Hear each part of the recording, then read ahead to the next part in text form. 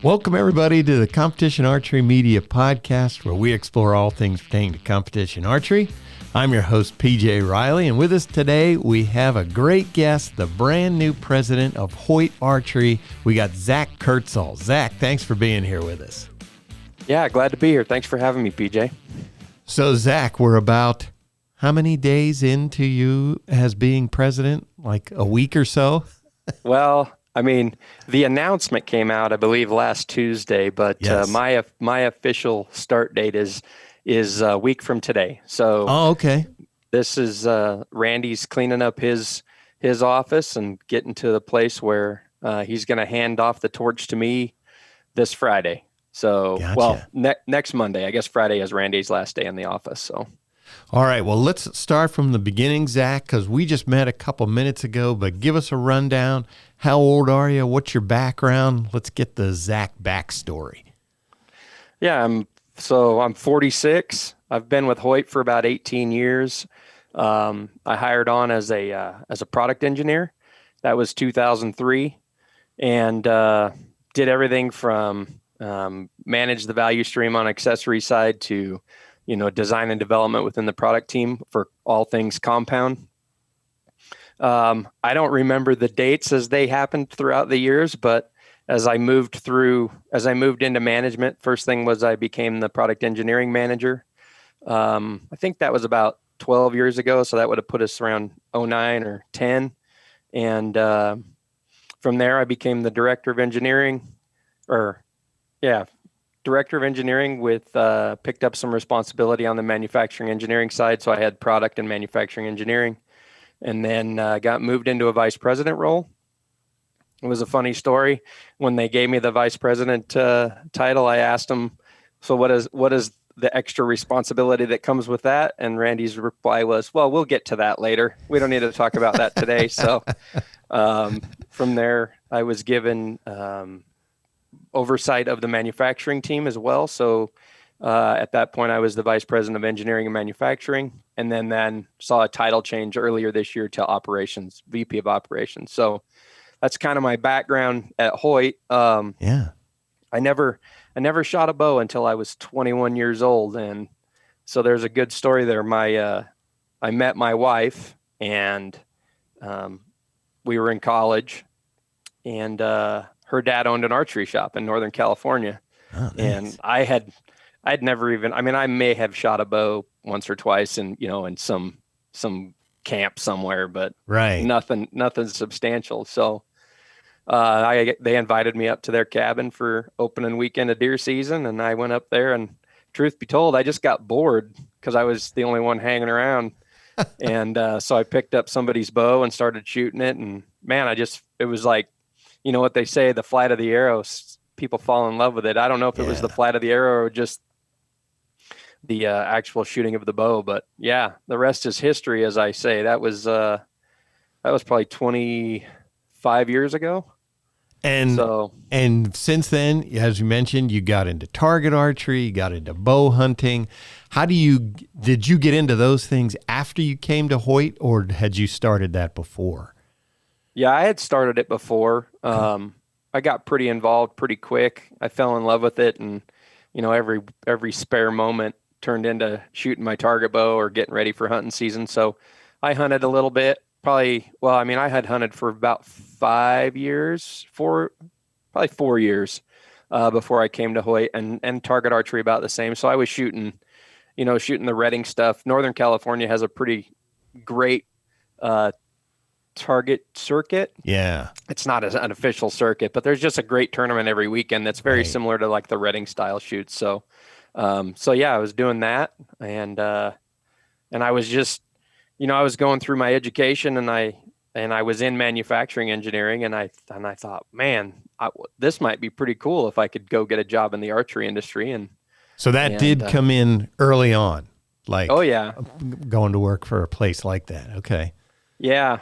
And, I was pretty lucky because having my father-in-law at the time, he was just my girlfriend's dad, but having him be in the industry, he went to the trade show every year, and he invited me to go. And that was kind of when I figured it all out, and I met the right people at Hoyt then. And and then I just tried to stay in contact with them until I was done with school. Yeah. So you go in as an engineer. I mean, what's that like? I don't know the engineering, the schooling part of that, but is it completely different when you start working on archery stuff from what you learned through college, or is it all basically the same?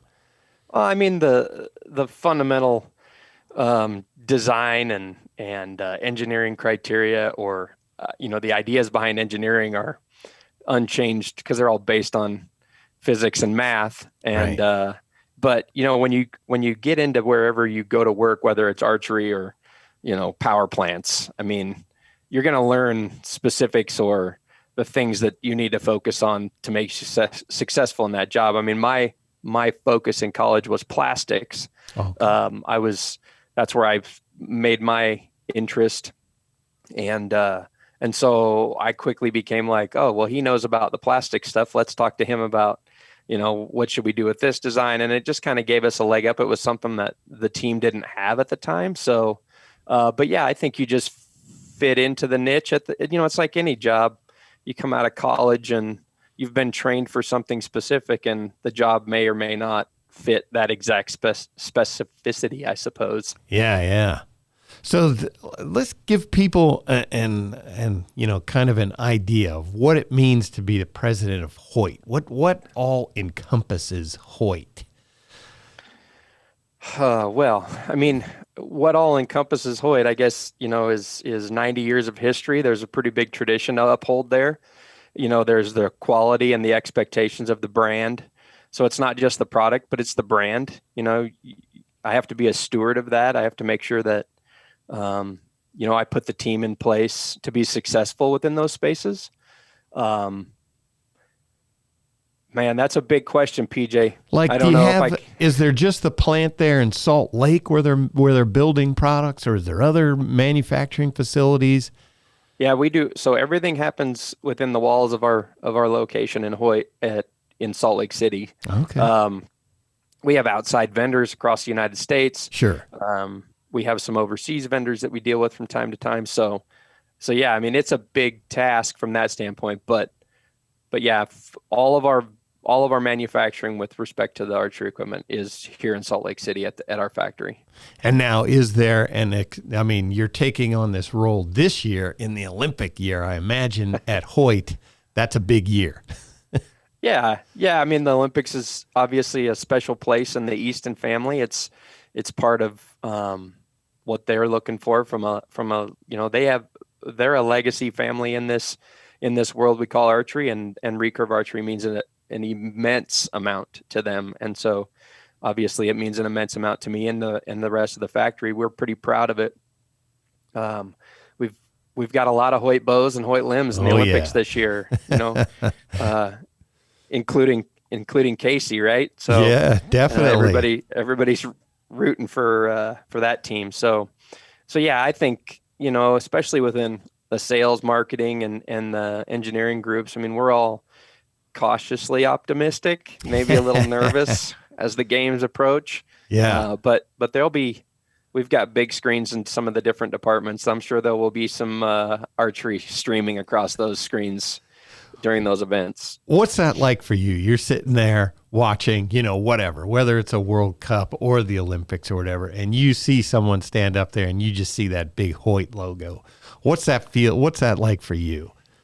Yeah, it's pretty prideful. I mean, it's something that we talk about, those of us that are extremely passionate about the brand. And then it's like, how do we share our own passion or emotion with, the people on the floor? And, because it's easy for us, to look at that situation and just be proud and excited and all of those things. But when it's an opportunity to show the factory and the people who maybe it's not a passion for them, it's a job. Right. And when you show them that, it's like you can just see the next level of like, wow, okay, this is different now. And we take advantage of those opportunities whenever we can to try to make sure that people really truly understand, like, that bow that you just put together today, it might be in the Olympics. Yeah. This year or in 4 years. So yeah, it's pretty awesome feeling when you get to see that. That's cool. I think the Olympics is the absolute pinnacle, but and like you said, the World Cup, I mean, it Sure. extends to the compound side. It extends to, you see somebody shoot the animal of a lifetime, any of those situations. Anytime you see, our products in those pictures or those videos, it makes you feel pretty good. Watching Mike Schlosser shoot a perfect 150 to win some tournament somewhere. Right? Absolutely. Absolutely. So, all right. So let's talk about you now. Hunting, that is something that's very big for you. Tell us how hunting fits in for you. What do you like to chase most? What's on your bucket list yet? So, I mean, bucket lists yet, probably some stags in New Zealand. I've had the opportunity to hunt moose in Alaska and caribou and the Nunavut territories. Man, I like chasing all. If I was going to pick two, it'd be antelope and elk. I really enjoy hunting the two of those animals. I'm not a great sit in the tree stand all day kind of guy. If it hits 11 o'clock and it isn't busy, I'm itching to get out of the stand. But that's probably because I grew up a Western region hunter. Right. I love hunting whitetail just as much as anything else, to be quite honest with you. I have a hard time sitting in the stand through the middle part of the day. Yeah, that gets rough. I can definitely, I've been Western hunting before, and it's like you're always doing something out there versus just sitting in the tree from dark to dark. Whitetail is a different mental challenge, but they are a fun animal. There's no doubt. But yeah, if I'm choosing, my top two, it's antelope and elk. And I actually have a couple of those hunts this year, so I'm pretty excited. That was going to be my next question. Will you be able to get to do any of that this year? Yeah, I got just a general tag in Idaho, the early part of August. And then I drew a really good elk tag in Wyoming this year. Nice. And that'll be in September. So, and then I am going to Kansas in November. So I guess I get the trifecta this year on those three that we've been talking about. Hunting with Evan Williams there in Kansas? No, hunting with Randy and gotcha. A group of people from Hoyt and Easton. So it's an area where it's a place that we've hunted before. This will be my third trip there. So it'll be fun. Nice. All right. So back to Hoyt now. So you come in as president. What's on your mind? What are you looking for the future? Do you have some big ideas that you're able to share with us? What's your vision now? Yes. First of all, I mean, as Randy exits stage left, he's left the plate pretty full. I mean, we're in a back order, which is good for the company, and I'd like to get out of it as fast as we can for the customer. But the cupboard's not bare by any stretch of the imagination. There's some pretty good momentum for the company. So thanks to him for some of the things that he's put in place there. But I think for me, my focus is really making sure that the team knows, I really want to focus the team on collaboration, and I really want to focus the team on the fact of like, I want your ideas. I want you to bring stuff to the table. Just try to move in that direction for us. What I don't want to be is I don't want to sit up on the top of the mountain in some glass palace and tell everybody what to do. That is just not my personality. And so my ultimate goal, my ultimate strategy is to let the experts be experts, and hopefully I can move the rocks that need to be moved, and we can enjoy success together versus, just being somebody that tells everybody what to do. That's not what I'm looking for at all. Right. Yeah, let's talk about some of the challenges this year, because they've certainly been across the industry, across the world, not just archery. I mean, everybody's feeling that pinch, especially if you need aluminum. Yeah. So when Randy changed my title, the VP of operations, it came with oversight of the supply chain department because we were without a manager. And so I got supply chain by fire hose. And so, yeah, I've been right in the middle of it. Probably the biggest struggle, we've got just crazy demand, coupled that with massively increased lead times, to increasing costs, to shortages across the board. I mean, you name it, whether it's Yeah. resin or plastic or aluminum. I mean, we're battling every day, trying to make sure that we have stuff here. And we've been lucky to this point, I would say, lucky in this unlucky environment, but we've been able to just barely stay ahead of it. But not at the level. I mean, ultimately, if everything was as normal, we'd probably be in a little bit better situation from a delivery standpoint, which I know is on everybody's mind. I've seen plenty of comments on the Hoyt owner groups where people are saying, well, maybe this new guy can figure out the delivery. Well, it's on our minds. There's no doubt. Like we want to get the bows in people's hands as fast as we can. But this year has brought some significant challenges. And it was a good year, too, with your new bows that you put out this year. I know people were really excited about them, the new Ventum with your new stabilization system there in the front. And it seemed like there was a lot of excitement for the new bows.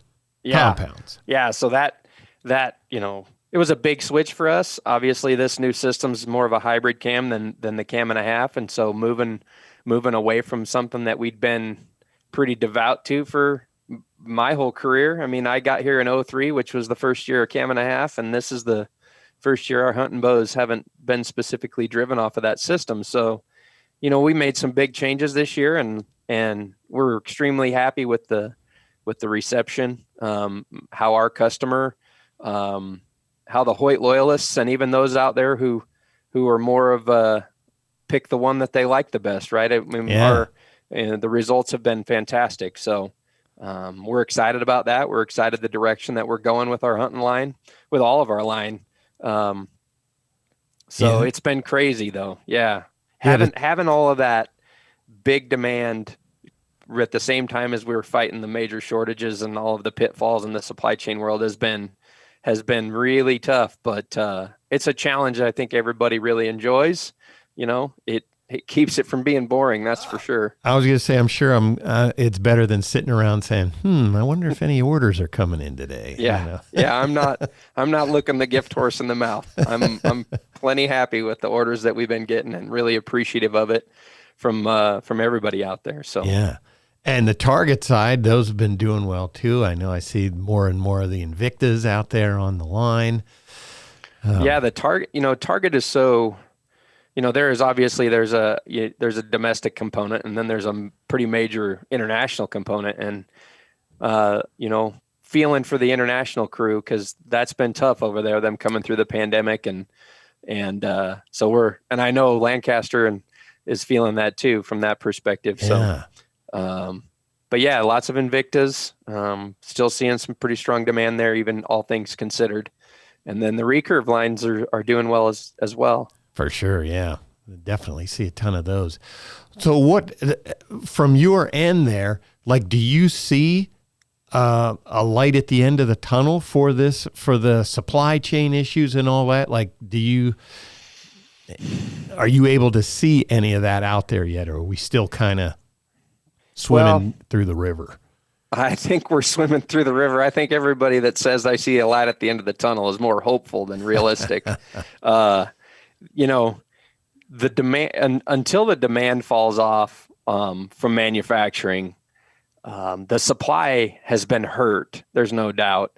The way that Hoyt dealt with the pandemic, the way that every other company out there has dealt with the pandemic. I mean, less people on the job every day, or shutdowns, depending on where you are in the world. All of those things have hurt supply. And then, when you throw demand at it, like it's been across the board, it's just a bad recipe for shortages. Right. So I guess, there's such a perfect storm from shipping shortages to material shortages to the freeze in Texas. Like, who saw that coming? Right? Like that destroyed the plastics and the epoxy resin systems world. And so I think we're in for this for another year or so. I don't know. Maybe I'm being too much of a pessimist. Maybe I should make sure my glass is half full on this. But in the realism part of my world, I'm going to be cautiously pessimistic at this point, and we're just going to keep hammering every day and trying to make sure that we can have the materials here to make the products. Right. Well, just in reading about it, I mean, you hear that, okay, there was, this slowdown. So you think, oh, well, now it's just picked back up. But it doesn't happen. They don't catch up that fast. Right. That hole that was there still has to be backfilled before you start making headway. And so you still have reduced supply and you still have increased demand. And until that balances out, we're not in any catch-up phases yet. Right. Lead times have grown exponentially across the board. So not making excuses, it's realism. I mean, we're building bows every day, as many as we can build. So, and in the archery world, or especially the compound world, hunting is seen as the king. In Hoyt, how does that split work out for you folks between the target archery stuff and the hunting stuff? Obviously, you're a big player in both.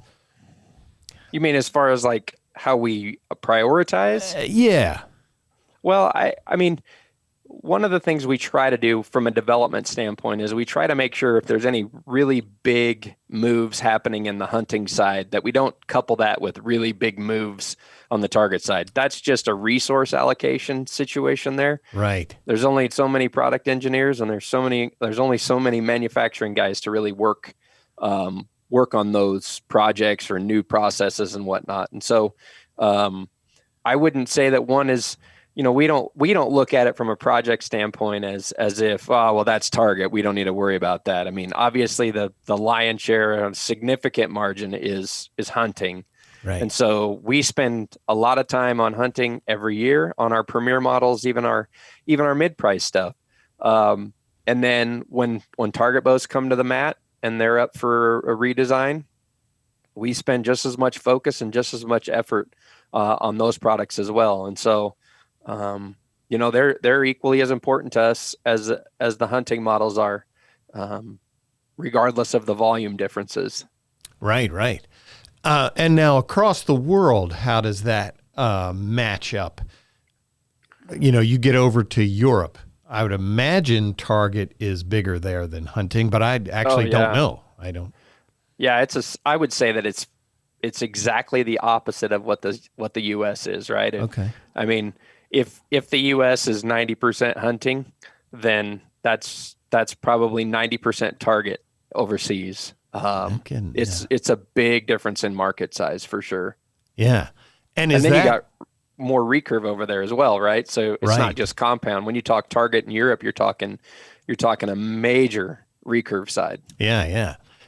Okay, so now let me ask you, there sitting at Hoyt, so the recurve side, are you folks seeing it from our side here? We see this like huge growth in Barebow archery. Everybody loves that. I don't know if that comes down to the manufacturer level, since you guys are making bows, although I know you have the ones that have special, allow you to incorporate some Barebow specific weights to meet certain requirements. But sure, does that come to you, or is recurve? I mean, I know we've seen significant growth in Barebow, and it I guess where we see it, since we don't have a specific model that is a Barebow model, like you're saying, we have the integrated weight system that fits on the Exceeds. We see a pretty significant sales on those weight systems. And so that's kind of where we make our judgment of like, wow, Barebow is really growing. I would definitely agree with your sentiment, PJ, that that Barebow market has seen some significant growth. And, I mean, and maybe even before we got into this huge demand, this huge growth in the archery industry, I think Barebow was already getting some momentum. Yeah. But man, we're seeing it everywhere. Trad, Barebow, recurve, it doesn't matter what the category is. Yeah. Are you seeing, so like when you started there 18 years ago, I think you said, yeah, what do you see? How does archery look now compared to then? Like what differences do you see? What similarities? What's it like?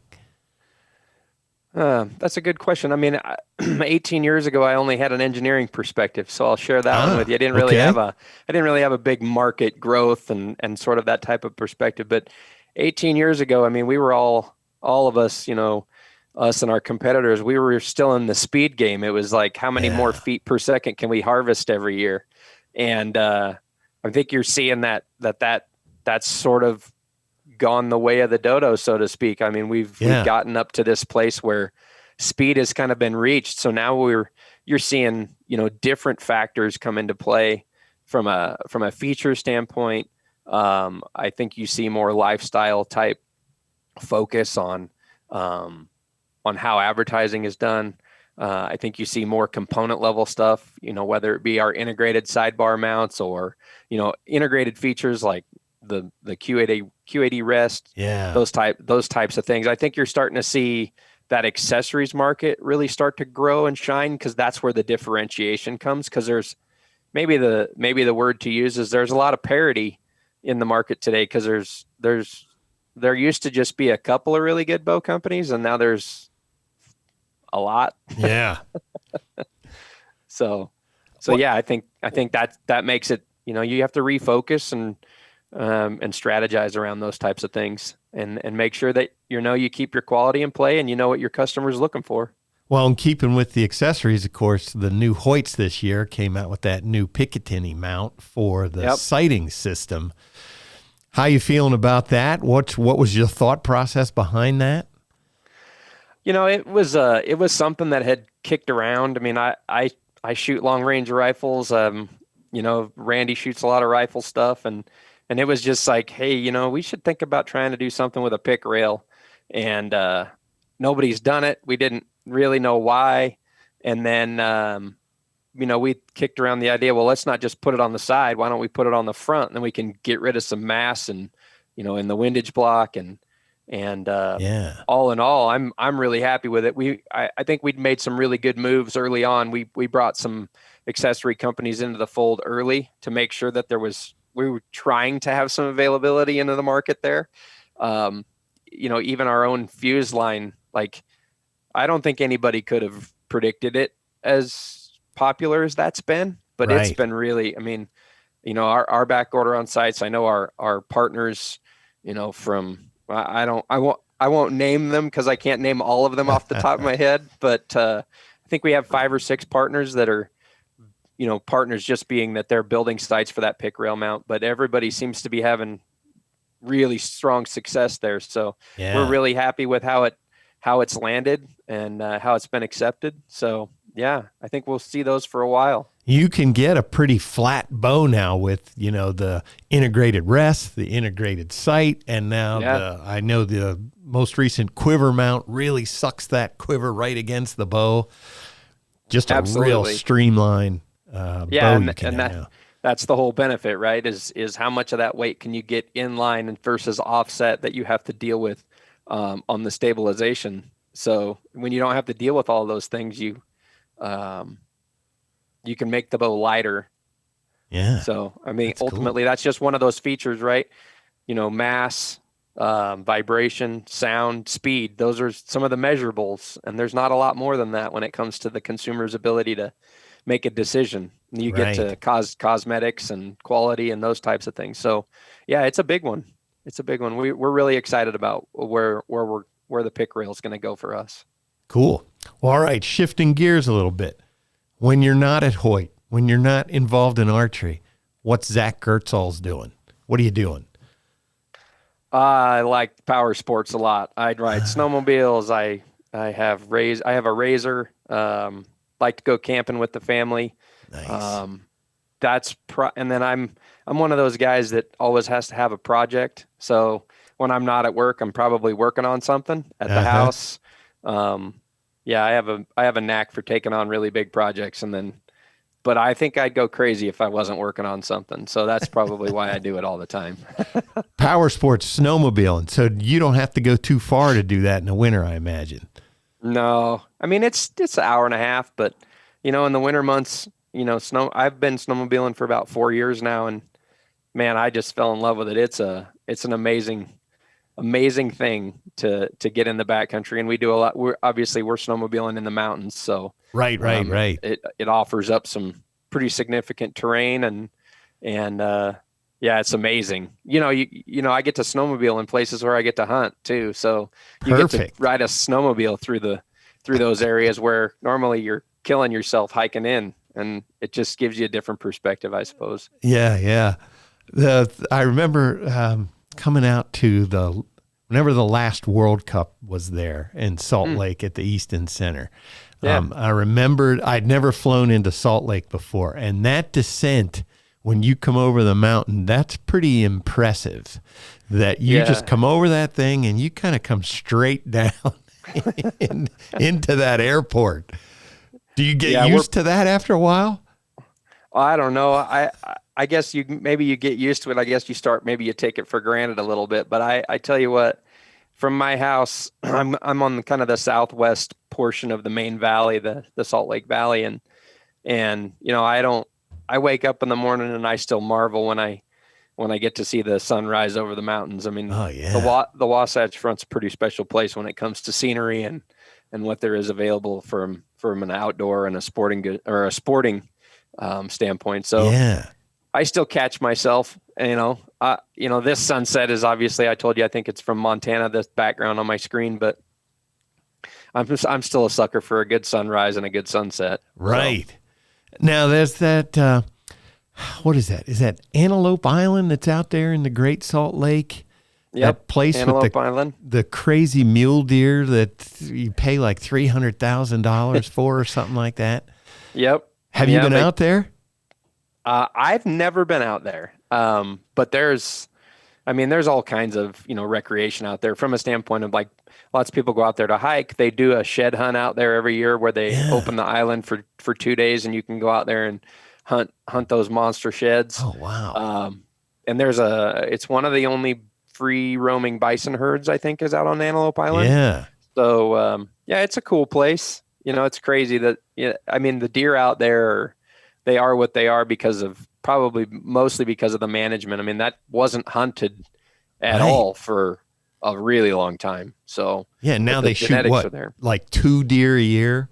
Yep. I think something like that. They give one in the draw and they sell one at the big hunt expo. So some guy gets to pay $300,000 for it, and some guy gets the hunt of a lifetime for nothing. Have you ever put in for it? Nah. No. In Utah, as a resident, you're only allowed to put in for one trophy species. So I've been chasing elk for my whole career here, and I have enough points now. This year I cashed in my points for Wyoming, but I'll be hunting Utah in the next couple of years for elk, and then we'll see where it goes from there. I do mostly just general hunts for mule deer in this state, which is no small task, seeing the terrain, but the quality of animals is pretty fantastic for public land hunting. So elk, even for you, for residents, is also a draw? You're not guaranteed a tag? There are some general over-the-counter stuff that you can do, and there are some units where you can go do those types of hunts. But if you want a trophy hunt, a real quality hunt, you're going to wait a long time for it. Yeah, wow. Even for a residence. Awesome.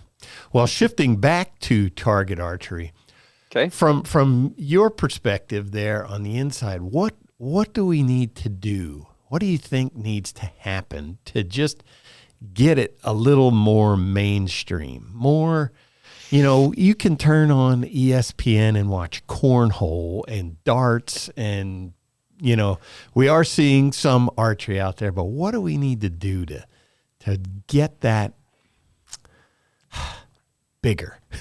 Well, I'd be lying to you if I told you I had the answer or that I had significantly thought about it. But I think the difference between darts and cornhole and archery is that we're living in a space where people really like stuff that's easier. I mean, archery's tough, right? I mean, it's a pretty significant investment for equipment, and then you have a significant investment of time to become good at it, and then you see what great looks like. Yeah, and I think there's a relatability there. Like you look at the sports that are always broadcast, from whether it's golf or basketball or football. I mean, those mainstream things that everybody takes part of, but our public or our populace that shoots archery is a little bit smaller. And I I really don't know the answer to your question, PJ. I don't know how you make archery more mainstream, but that seems like that's the maybe the focus that we would need in order to hit some of those goals. Yeah, I think we're doing better today. I think, the footage that Cam has out there for the ASA, I think what World Archery's doing, I mean, so now it's out there, right? But it feels like the next step is to make mainstream know that it's out there, because right. I mean, man, I think people would enjoy it, but if they actually knew that it was on, it's just, if it's on NBC Sports or if it's on some YouTube channel, I mean, those things are becoming more widely recognized and accepted. But right. I think we just got to get the message out somehow. I know Rob Caulfield here, he always said it's like, okay, you see Mike Schlosser up there shooting, you see him drawing his bow and then you see the arrow hitting. And it's hard to translate that to somebody exactly the distance and how difficult that is. Because I mean, he makes it look so easy, but it's like, hitting this little thing the size of a dime every time. Yeah, and I think, he makes it look so easy, but, the other missing component of that, and there's wind meters now and they show that, but nobody can really understand how hard it is to shoot in a 15-mile-an-hour crosswind and how impressive that is. And so, man, I don't know. I mean, Rob makes a good point there. There's no doubt that it's amazing what they do and when you play the game and you shoot competitively, you really understand how good those guys really are. 70 meters, then that's even crazier to show what Brady Ellison is looking at and what he makes happen out of that. Exactly. That's just incredible. I mean, I don't have anything specific other than, just want to say thanks to you guys for today. And then thanks to all of our customers out there for being Hoyt loyalists or Hoyt supporters. We very much appreciate all of the people out there that buy our products and take our products to the woods or to the tournament circuit. So, we look forward to many more years of improved technology and quality and all of those things. So there definitely is the Hoyt loyalists. I mean, we see them at our shop all the time. These guys come in, man, they want Hoyt. They love the Hoyts. That's cool to see the different teams like that. Teams. Yeah. That's my word. Yeah, I mean, I appreciate those guys and gals specifically, but also, I love it when a customer comes into a shop, whether it's Lancaster or any other shop in this country, but somebody who comes in there and really does their homework and puts the bows against each other. So it's more about their experience than it is about the marketing. And that's my engineering side. The marketing means a lot. I know I'm affected by it. I'm sure we all are as consumers, or it wouldn't be such a big thing. But I just love it when people go in and really put everybody against everybody and make the decision based on what they enjoyed shooting the most. So absolutely. All right, folks, that is another episode of the Competition Archery Media Podcast. Zak Kurtzhals, great to meet you, and we certainly appreciate your time today. Yeah, good to meet you, PJ. I really enjoyed it. Thank you very much. All right, folks, that is another episode of the Competition Archery Media Podcast. You can find us on all the platforms, wherever you find your favorite podcasts. Thanks for being here today. Good. And we are good. All right.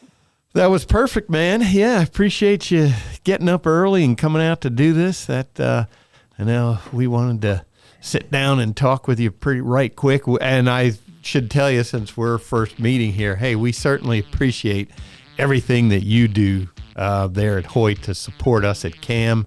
We couldn't do it without you, and that's definitely greatly appreciated. Well, you guys are doing a good job. We appreciate what you guys bring to the market, and hopefully you guys can help answer that question about how to get target archery more mainstream, because I know I'm guessing that's the mission on CAM for CAM. So absolutely. We appreciate that partnership very much. So you guys have a great day. Thanks again.